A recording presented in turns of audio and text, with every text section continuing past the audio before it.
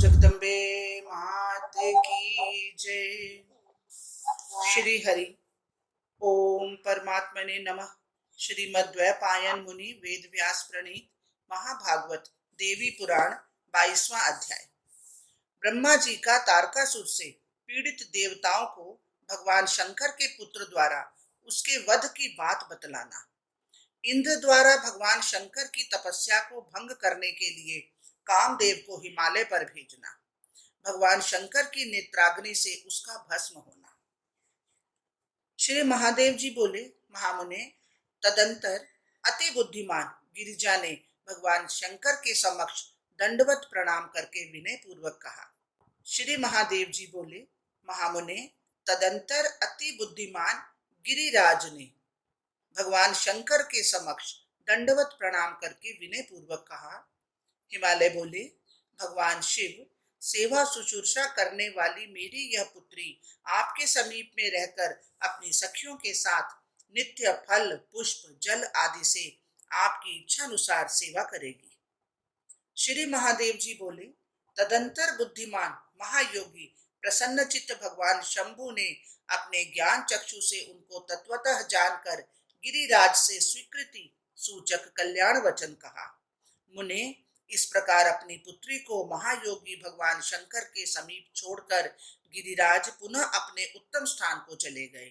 इस प्रकार भगवान शंकर के द्वारा तपस्या पूर्वक जिन देवी की स्वयं प्रार्थना की गई थी, भक्तों पर कृपा करने वाली वे देवी उस वन में स्थित हो गई। भगवान शंकर ने ध्यान करते हुए अपने हृदय में स्थित उन महेश्वरी को उत्सुकता पूर्वक सहसा भार्या के रूप में मन से स्वीकार नहीं किया। महामुने, महादेवी भगवती के मन में भगवान शंकर को मोहित करने की इच्छा हुई। इसके निमित्त देवताओं के द्वारा जो उपाय किया गया उसे सुनिए। तारकासुर से पीड़ित होकर सभी देवता ब्रह्मा जी के पास गए और प्रणिपात पूर्वक प्रणाम करके जगत के स्वामी उन ब्रह्मा जी से बोले, त्रिलोकेश ब्रह्मन, सुनिए। असुरों में श्रेष्ठ तारकासुर नामक राक्षस युद्ध में हम सभी देवताओं को परास्त करके स्वयं इंद्र बन गया है। आपका दिया हुआ वरदान पाकर गर्वित उस राक्षस तारकासुर ने सभी देवों को राज्य विहीन एवं भार्या विहीन कर दिया है।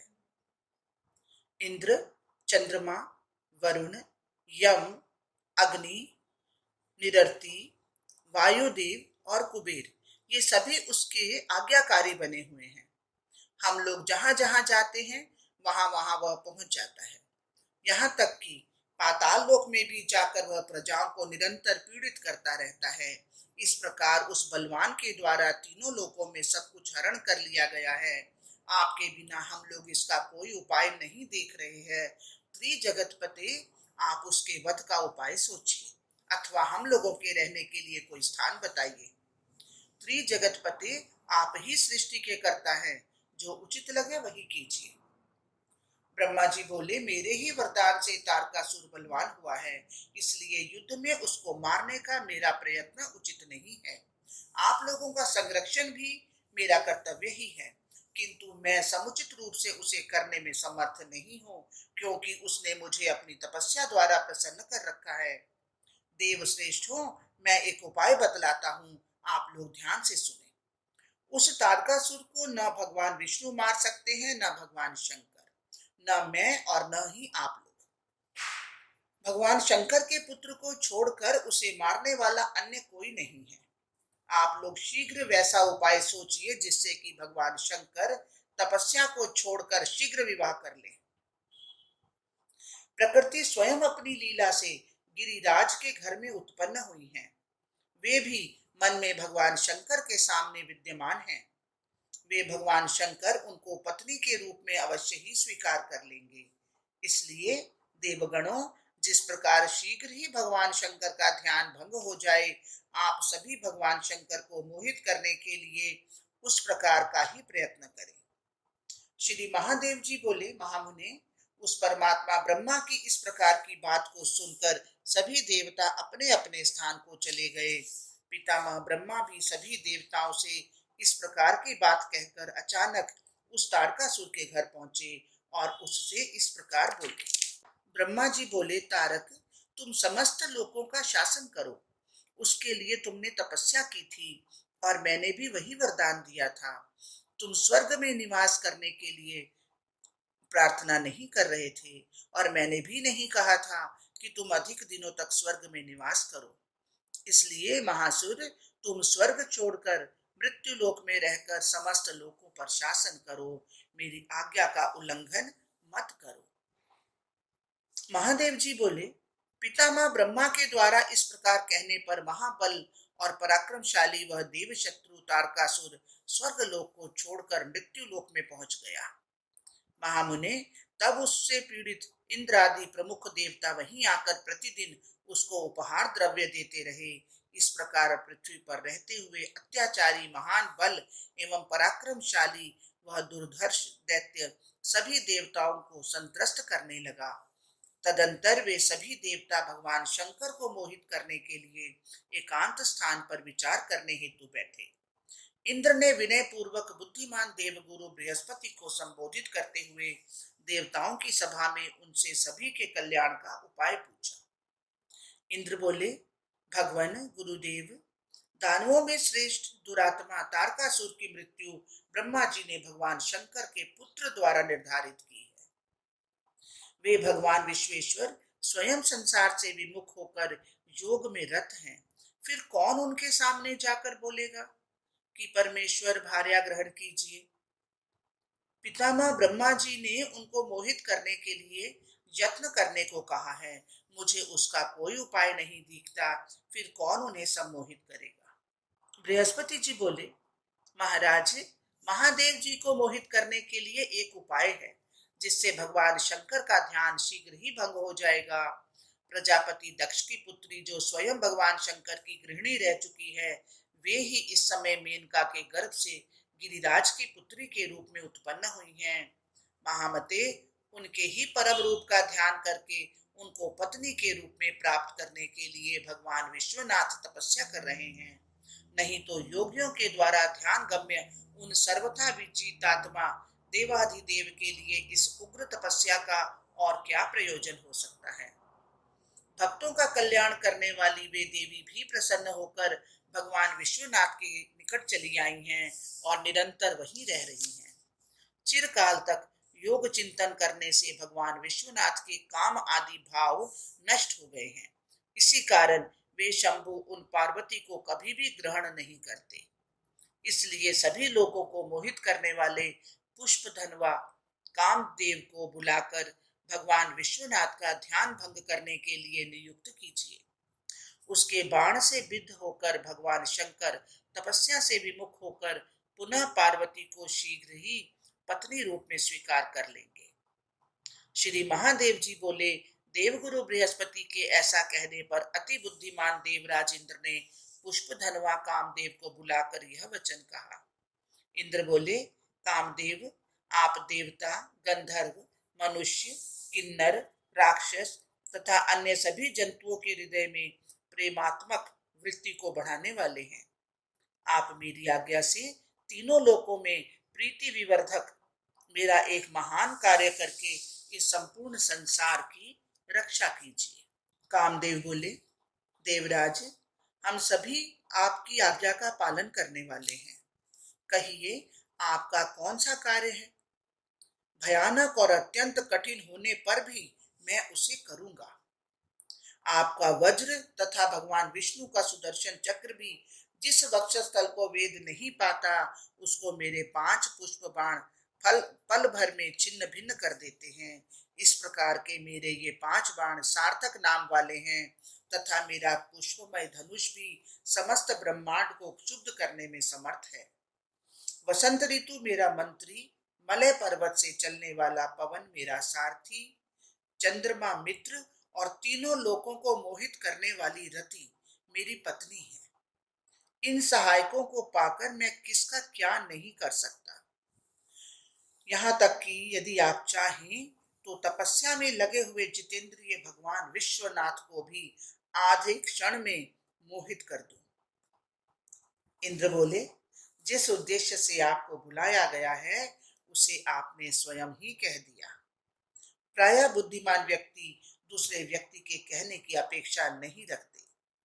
तारकासुर अपने पराक्रम से संपूर्ण देवताओं को दिन रात पीड़ित कर रहा है। ये बात आप भी जानते हैं, फिर आपसे मैं क्या कहूं।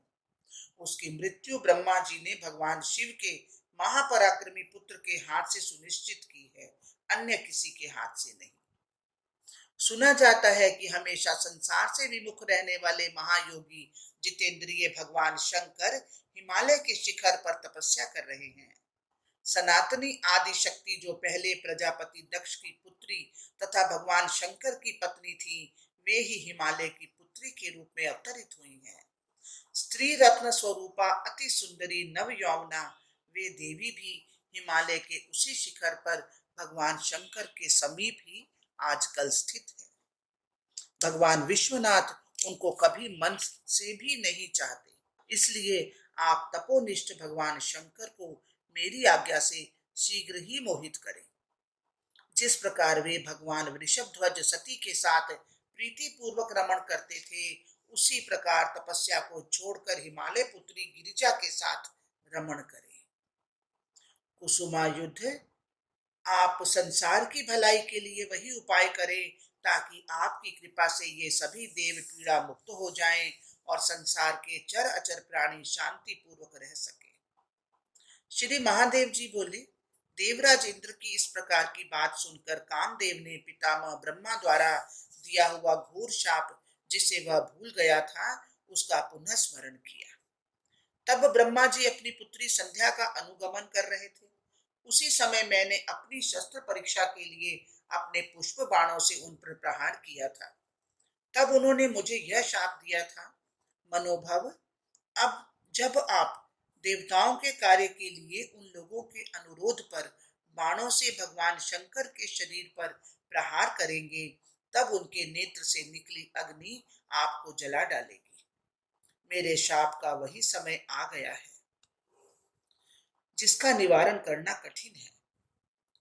कोई भी व्यक्ति प्रारब्ध का उल्लंघन करने में समर्थ नहीं है। मुने, ब्रह्मा जी के इस शाप को याद कर दुखी होते हुए भी कामदेव इंद्र की बात को पूर्व में अंगीकार कर लेने के कारण अन्यथा कुछ नहीं कह सके। उन्होंने कहा, देवराज, जो आपने कहा है उसे मैं करूंगा और यथात्मा परम योगी भगवान शंकर को मोहित करूंगा। किंतु प्रभो, क्रुद्ध होकर यदि भगवान महादेव मुझे नष्ट कर दें, तब संपूर्ण देवताओं के साथ मेरे लिए प्रयत्न कीजिएगा। देवराज इंद्र ने भी उनको बार बार आश्वासन देते हुए कहा कि मैं सभी देवताओं के साथ आपके लिए प्रयत्न करूंगा। तदंतर देवराज की आज्ञा से रति और वसंत के साथ कामदेव शीघ्र ही भगवान शंकर के तपोवन में पहुंच गए। इंद्र ने सभी देवताओं को भी आदेश दिया कि मेरी आज्ञा से आप लोग भी शीघ्र ही वहां जाएं। मेरी बात मानकर ये कामदेव देवताओं का कार्य संपन्न करने हेतु भगवान शिव को मोहित करने का कठिन कार्य करेंगे। ये कामदेव जिस जिस स्थान पर जाएंगे, आप लोग इनकी सहायता करें और वहां वहां इनका अनुगमन करते हुए मुझे उस समय सावधान कर दें, जिससे कि ये कामदेव अति तेजस्वी भगवान रुद्र को अपने सम्मोहन नामक बाण से मोहित करना आरंभ करें। तब मैं इनकी रक्षा करने के लिए वहां आ जाऊंगा। देवराज इंद्र के इस प्रकार कहने पर भी वे सभी देवता कामदेव की रक्षा करने के लिए एक साथ उनके पीछे चल दिए। मुने, कामदेव वसंत ऋतु अपनी पत्नी रति के साथ महादेव भगवान शिव के आश्रम में प्रवेश कर कुछ समय के लिए स्थित हो गए। किंतु सबको मोहित करने वाले कामदेव ने ऐसा कोई अवसर नहीं पाया जिससे कि वे उनके शरीर में प्रवेश कर सके। मुनि श्रेष्ठ, वसंत ऋतु के आगमन से पलाश, केसर आदि तथा अन्य भी बहुत से वृक्ष पुष्पित हो उठे। इस ऋतु के आने से मल्लिका, मालती, जूही और मालती लताओं में फूल खिल उठे और सरोवरों में कमल खिलने लगे। पुष्पों पर मंडराते हुए भौरों के झुंड मधुर स्वर से गुंजार करते हुए काम के प्रभाव से परस्पर विहार करते हुए मत हो उठे। मलय पर्वत से उत्पन्न शीतल, मंद और सुगंधित हवा बहने लगी तथा चंद्रमा कांति युक्त हो गया और सभी प्राणी प्रफुल्लित हो उठे। तपस्या में संलग्न सिद्धगण काम से मोहित हो गए तथा किन्नर आदि भी उसी प्रकार श्रृंगार रस में डूब गए। मुनि श्रेष्ठ, इस वन में निवास करने वाले जो अन्य प्राणी थे वे सभी काम वासना से मोहित होकर बेचैन हो गए। महेश्वर भगवान शंकर के गण भी विकार युक्त हो गए, लेकिन भगवान शंकर का ध्यान किंचित भी भंग नहीं हुआ।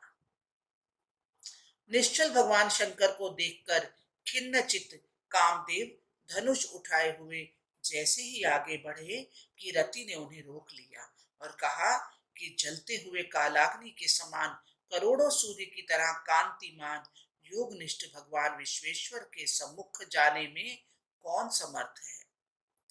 कामदेव ने ऐसा सुनकर इंद्र की कही बात को स्वयं स्वीकार करने का स्मरण करके भगवान शिव को सम्मोहित करने हेतु बाण को धनुष पर चढ़ाया। उसी समय उस रुद्रावतार भगवान शंकर को देखकर वह पुनः पीछे हट गया। इस प्रकार भगवान शंकर को सम्मोहित करने में विफल उस कामदेव को देखकर जगन माता महेश्वरी मुस्कुराकर भगवान शिव को मोहित करने के लिए उपस्थित हुई। जिनके द्वारा यह संपूर्ण जगत मोहित किया जाता है वे महामाया अपनी सखियों के साथ उठकर भगवान रुद्र के सामने जाकर जब स्थित हो गई, तब भगवान त्रिलोचन महादेव ने ध्यान छोड़कर अपने सुंदर नेत्रों को खोलकर उन पार्वती को देखा। प्रसन्न आत्मा महामना भगवान शंकर सुंदर नयनों से सुशोभित उनके मुख कमल को निर्निमेष दृष्टि से देखते हुए स्थित हो गए। उसी समय निश्चल नयनों वाले भगवान चंद्रशेखर को देखकर पुष्प धनवा कामदेव पुष्प बाण का संधान करते हुए भगवान शंकर के समीप पहुंच गए। इंद्र भी देवताओं के मुख से उचित अवसर उपस्थित होने की बात सुनकर वहां आ गए और सभी देवताओं के साथ अपने रथ पर गगन मंडल में स्थित हो गए। कामदेव ने अपने हर्षण नामक प्रथम बाण से भगवान शंकर के वक्षस्थल पर प्रहार किया। तब प्रफुल्लचित होकर उन्होंने जगन माता पार्वती को देखा। उसी समय कामदेव की सहायता करने के लिए मनमोहक हवा बहने लगी और भगवान शंकर के हृदय में श्रृंगार रस का प्रादुर्भाव हुआ। तब पुनः कामदेव ने फूल माला से सुसज्जित सम्मोहन नामक बाण को पुष्प धनुष पर चढ़ाकर संधान किया। उस समय उनकी परम सुंदरी पत्नी रति उनके दाहिने भाग में, प्रीति नामक पत्नी वाम भाग में तथा सुखदायक ऋतुराज वसंत पृष्ठ भाग में स्थित हो गया। सभी देवताओं के देखते देखते हर्षित कामदेव ने जगत को मोहित करने वाले बाण से भगवान महेश्वर के हृदय में प्रहार किया। संपूर्ण विश्व को मोहित करने वाले उस बाण से आविद्ध जितेंद्रिय अविकारी भगवान शंकर भी समागम करने के लिए उत्सुक हो गए। तब सभी देवताओं ने कामदेव की बार बार प्रशंसा की कि तीनों लोकों में इन कामदेव के लिए कुछ भी असाध्य नहीं है। तब विश्वेश्वर भगवान शंकर स्मरण पूर्वक इंद्रिय निग्रह करके सोचने लगे कि इस विकार का कारण क्या है। इस बीच पितामह ब्रह्मा ने वहां आकर कामदेव, उनके पुष्पमय धनुष बाण, उनकी चेतन शक्ति और ऋतुराज वसंत को हटा दिया तथा वे पुनः अपने स्थान पर लौट आए। कामदेव ने ही मेरा अतिक्रमण किया है, ऐसा मन में विचार करके काला नल के समान नेत्रों वाले भगवान रुद्र क्रोध से जल उठे। तदंतर क्रोध से दहकते हुए इनके तीसरे नेत्र से भीषण अग्नि प्रकट हुई, मानो वह संपूर्ण संसार को जला डालेगी। उस अग्नि को प्रकट हुआ देखकर डरे हुए सभी देवता कामदेव की रक्षा के लिए महादेव के प्रति जोर जोर से चिल्लाने लगे, प्रभो शिव जगन्नाथ, इस कामदेव की रक्षा कीजिए, रक्षा कीजिए। जिस प्रकार आपने इनको नियुक्त किया है, इन्होंने वैसा ही किया है। महादेव आप प्रसन्न हो और हमारे हितैषी कामदेव की रक्षा करें। मुनि श्रेष्ठ, इस प्रकार उन देवताओं के कहते रहने पर भी भगवान शंकर के तृतीय नेत्र से निकली अग्नि ने सहसा ही कामदेव को भस्मसात कर दिया हरिओम तत्सत, हरिओम तत्सत। बोलो शंकर भगवान की जय। इस प्रकार श्री महाभागवत महापुराण के अंतर्गत शिव नारद संवाद में कामदेव भस्मी भवन नामक 22वां अध्याय पूर्ण हुआ। हे महामाया, आपको सुंदर प्रणाम है। हे प्रभु, ये पाठ पढ़ने में, सुनने में, सोचने में, समझने में जहां भी कहीं कोई त्रुटि हुई हो उसके लिए हम क्षमा प्रार्थी हैं प्रभु। जो कुछ पढ़ा गया, सुना गया, सोचा गया, समझा गया, सब कुछ श्री कृष्ण अर्पणमस्तु। हे कृष्ण, आप इसे स्वीकार करें। जय जय श्री राधे, जय जय श्री राधे, जय जय श्री राधे, जय जय।